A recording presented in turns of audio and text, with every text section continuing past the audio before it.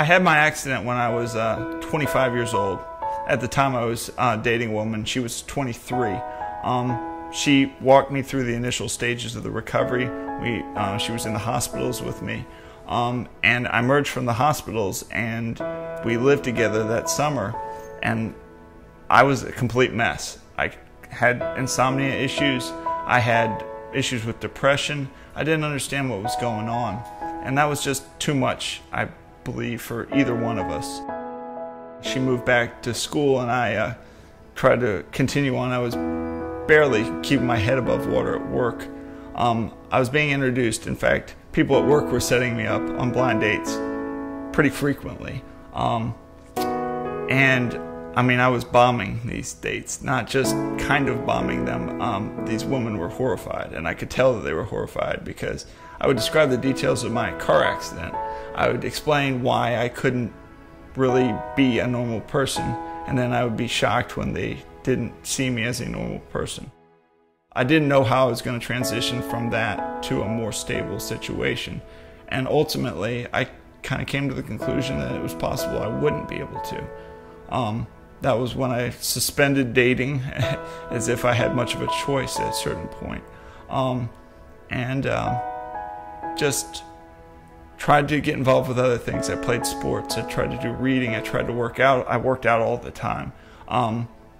In some ways to make myself more desirable, I guess, but in some ways because I had to prove to myself that I was better than how I viewed myself. And that was what was so difficult, was I was putting this burden on the women that I was around.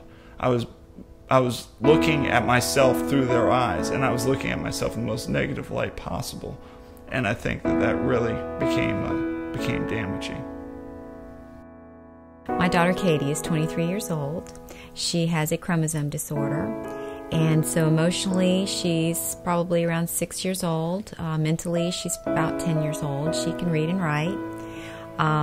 She looks completely normal physically. If you saw her, you would never know there was anything wrong with her. She plays with baby dolls.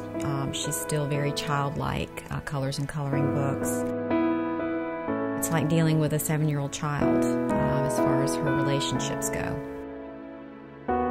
She did have a relationship with a young man at our church back when she was 14, and he was several years older than her. And she fell madly in love, and it was very difficult because she was so immature physically, not physically, but mentally and emotionally, that we were afraid for her, that she would not know how to handle the emotions and the feelings that she had. And this young man was older than her, and so we were just afraid that, the relationship could go further than she would be able to even handle. She, since then, has shied away from any relationships because I think she's afraid of getting her heart broken again. And so she has invented a relationship with a clown that she met at the Shriner Circus about 3 years ago. She went, and one of the clowns came up to her and held her by the hand and told her that she was beautiful and that she was perfect. And so in her mind, she felt like, okay, this is the love of my life.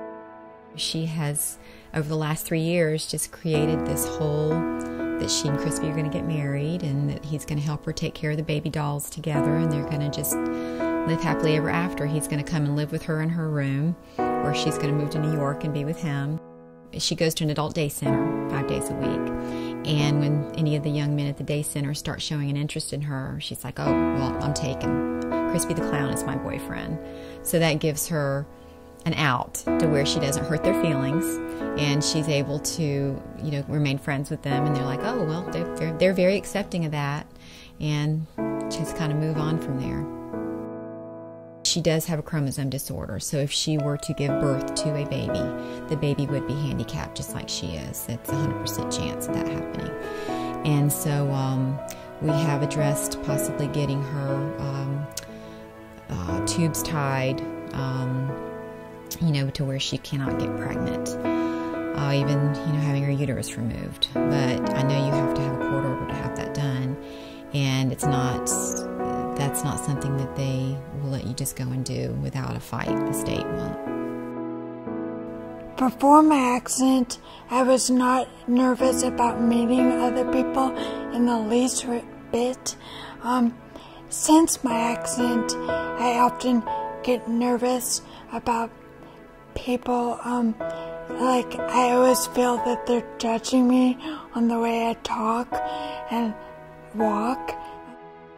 I don't meet people at clubs now, but because I don't go to clubs that often, because drinking and does not help me walk any better. It affects me like so much more than it did before.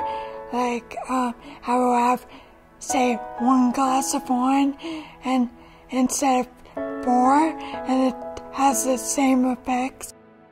When I date people, a lot of times that guys feel like they can do better, and they're kind of chauvinistic. Like, there was this one guy who said, he told me I was lucky I made it on the second date, and that just made me feel so pitiful, like I was just this ant on the ground. There is so much more I can offer, and than just the disability. I feel like a burden on people just for walking, like, and people like, oh gosh, we brought Molly along, now it's gonna take forever. I'm looking for a guy who's patient and honest, and he's gotta be loyal, and kind, and patience comes first, because it takes me a while to do a lot of things.